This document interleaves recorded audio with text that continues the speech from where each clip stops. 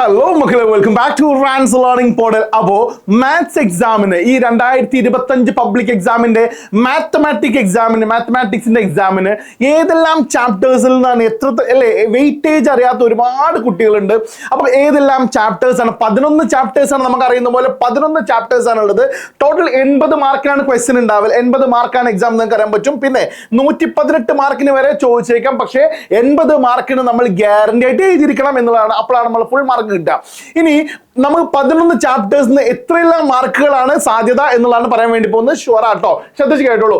ഈ ഒന്നാമത്തെ ചാപ്റ്ററിൽ അരിത്തമെറ്റിക് സീക്വൻസ് അല്ലെങ്കിൽ സമാന്തര ശ്രേണിയിൽ നിന്ന് മക്കളെ 14 അല്ലെങ്കിൽ 1 മാർക്ക്, അല്ലെ 14 to 15 മാർക്കാണ് ചോദിക്കുക. അതായത് ഇത് ഭയങ്കര വെയിറ്റേജ് ഉള്ള ഒരു ചാപ്റ്റർ ആണ്. ഇത് ഭയങ്കര ഷുവർ ആയിട്ട് ഇതിന് ഒരുപാട് മാർക്ക് നമ്മൾ എന്ത് ചെയ്യുന്നുണ്ട്, ഇതുവരെ കണ്ടിട്ടുള്ള എല്ലാ ക്വസ്റ്റ്യൻ പേപ്പറും ഈ ഒന്നാമത്തെ ചാപ്റ്ററിന് 15 മാർക്ക് വരെ ചോദിച്ചിട്ടുണ്ട് കേട്ടോ. അപ്പൊ ശ്രദ്ധിക്കണേ, ഇതിൽ 15 മാർക്ക് വരെ നിങ്ങൾ ചോദ്യം വരും.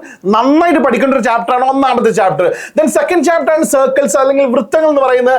6 അല്ലെങ്കിൽ 7 മാർക്കിന് ക്വസ്റ്റ്യൻ അതിൽ എക്സ്പെക്ട് ചെയ്യാം കേട്ടോ. 6 to 7 വരെ, 6 ആവാം അല്ലെങ്കിൽ 7 വരെ ആവാം. നോക്കിക്കോളൂ അടുത്തത് മാത്തമാറ്റിക്സ് ഓഫ് ചാൻസ്, സാധ്യതകളുടെ ഗണിതം എന്ന് പറയുന്ന ഈ ഒരു ചാപ്റ്ററിൽ നിന്ന് 7 മാർക്കിന്റെ ക്വസ്റ്റ്യൻ ഷുവർ ആട്ടോ. 7 മാർക്ക്. കാര്യം എല്ലാ ചാപ്റ്ററും നമ്മൾ ടച്ച് ചെയ്യാണ്ട് ഒരു ഓപ്ഷൻ ഇല്ലാത്തത് കൊണ്ട് തന്നെ എല്ലാത്തിലും നമുക്കൊരു ആവറേജ് വെയിറ്റേജ് ഉണ്ട്. പക്ഷേ നമ്മൾ ഒന്നാമത്തെ ചാപ്റ്ററിന് എപ്പോഴും എന്തുണ്ട്, 15 മാർക്കിന് സാധ്യത കൂടുതലുള്ള കേട്ടോ. പിന്നെ ഒരു ചാപ്റ്ററും കൂടെ ഉണ്ട് ഒരുപാട് സാധ്യതയുള്ള, ഒരുപാട് മാർക്ക് സ്കോർ ചെയ്യാൻ പറ്റുന്ന മറ്റൊരു ചാപ്റ്റർ ഉണ്ട്. നമ്മൾ വയ്യ കാണാം കേട്ടോ. അടുത്ത് നോക്കിക്കോളൂ നിങ്ങൾ, സെക്കൻഡ് ഡിഗ്രി ഇക്വേഷൻസ് അല്ലെങ്കിൽ രണ്ടാം കൃതി സമവാക്യം നിങ്ങൾ എന്ന് പറയുന്ന ചാപ്റ്ററിന് 8 മാർക്കിനാട്ടോ നമ്മൾ ചോദ്യം വരാം. അപ്പൊ 8 മാർക്കിനുള്ള കുറെ ക്വസ്റ്റ്യൻസ് നമ്മൾ ചെയ്ത് പഠിക്കാനുണ്ടാവും മക്കളെ.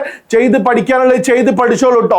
ഒരാൾക്ക് വേണ്ടി വെയിറ്റ് ചെയ്യണ്ട, ഗോ ആൻഡ് സ്റ്റഡി. അടുത്ത് നോക്കൂ, ട്രിഗണോമെട്രി. ആസ് യു നോ, ത്രികോണമിതി എന്ന് പറയുന്ന ചാപ്റ്ററിൽ നിന്ന് 10 അല്ലെങ്കിൽ 11 ചാപ്റ്റർ നമ്മളെ പ്രഡിക്ഷൻ വീഡിയോ കണ്ട വിദ്യാർത്ഥികൾ കാണാൻ പറ്റുട്ടോ. നമ്മൾ പ്രഡിക്ഷൻ വീഡിയോ ഉണ്ട്. ഇതിൽ നിന്നൊക്കെ നമ്മൾ സാധ്യതയുള്ള പ്രഡിക്ഷൻ ഷുവർ ആയിട്ടുള്ള 100% ഉറപ്പുള്ള കുറച്ച് പ്രഡിക്ഷൻ വീഡിയോസ് ഉണ്ട്.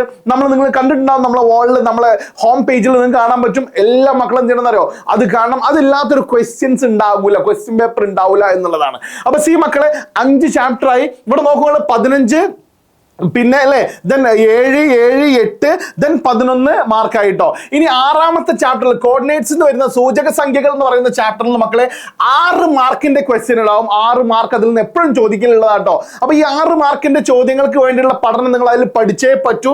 നെക്സ്റ്റ് നോക്കൂ, ടാൻജൻസ്, തൊടുവരകൾ. ആസ് യു നോ, ടാൻജൻസ് എന്ന് പറയുന്ന ചാപ്റ്റർ വളരെ ഇമ്പോർട്ടന്റ് ആണ്. 11 മാർക്കിന് ചോദിക്കുന്നുണ്ട്. ഈ വർഷം അതിൽ നിന്ന് കുറച്ചും കൂടെ കൂടുതൽ ചോദിക്കാനാണ് സാധ്യത മക്കളെ. കുറച്ചുകൂടെ കൂടുതൽ ചോദിക്കാനാണ്.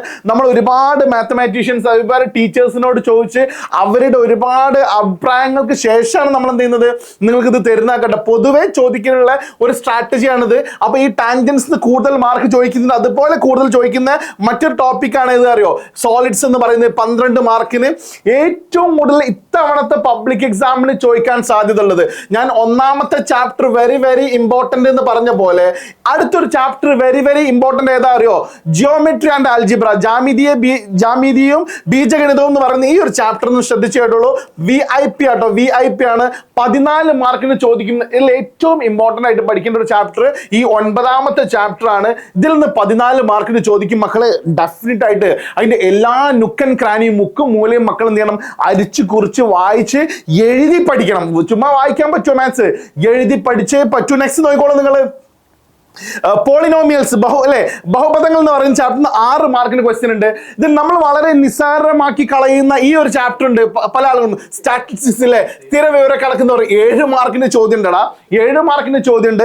ഈ സ്റ്റാറ്റിസ്റ്റിക്സ് തന്നെ എന്ത് ചോദിക്കും എന്ന് പറയുന്നതിന്റെ ഒരു പ്രഡിക്ഷൻ വീഡിയോ എന്റെ മക്കൾ നിങ്ങൾക്ക് വേണ്ടി റാൻസ് ചെയ്തിട്ടുണ്ട്. അപ്പോൾ ഒരു ഷുവർ ആയിട്ടുള്ള, നിങ്ങൾക്ക് ഏറ്റവും ഷുവർ ആയിട്ടുള്ള ഒരു 40 മാർക്ക് അല്ലെങ്കിൽ 45 മാർക്കിന്റെ 40 to 45 അല്ലെ 45 മാർക്കിന്റെ ഗ്യാരണ്ടി ആയിട്ടുള്ള ഒരു വീഡിയോ എന്റെ മക്കളെ നിങ്ങൾക്ക് എവിടെ ഉണ്ടെന്ന് അറിയോ, നമ്മുടെ ഹോം പേജിൽ കണ്ടാൽ നമ്മുടെ പ്രഡിക്ഷൻ വീഡിയോസ് ഉണ്ട്. 45 മാർക്ക് അതിൽ ഉറപ്പാണ്, ഗ്യാരണ്ടി ആണ്. അപ്പൊ സോ സ്റ്റഡി വെൽ. മാത്രമല്ല ഇനിയും ഈ ചാപ്റ്ററിന്റെ വെയിറ്റേജ് അറിയാത്ത ആളുകളാണോ നിങ്ങൾ? അപ്പൊ ഓരോ ചാപ്റ്റേഴ്സും എത്ര വെയിറ്റേജ് കണ്ട് പഠിക്കണം എന്ന് മനസ്സിലായല്ലോ. അതിനനുസരിച്ച് നിങ്ങളുടെ പഠനത്തിന്റെ ഗഹനം, അതായത് ആഘാതം കൂട്ടുക, പഠിക്കുക, നന്നായിട്ട് പഠിക്കുക. നിങ്ങളുടെ കൂടെ റാൻസ് ഉണ്ട്. റാൻസിന്റെ ലൈവിൽ പങ്കെടുക്കുന്ന സമയത്ത് ഒരു കാരണവശാലും പേനയും നിങ്ങളുടെ നോട്ട്ബുക്കും കയ്യിലെടുക്കാണ്ട് ഒരു കാരണവശാലും റാൻസിന്റെ ലൈവ് വീഡിയോ കാണുന്നത് ചുമ്മാ കണ്ടിട്ട് പാട്ട് പാടിയിട്ട് കാര്യമില്ല.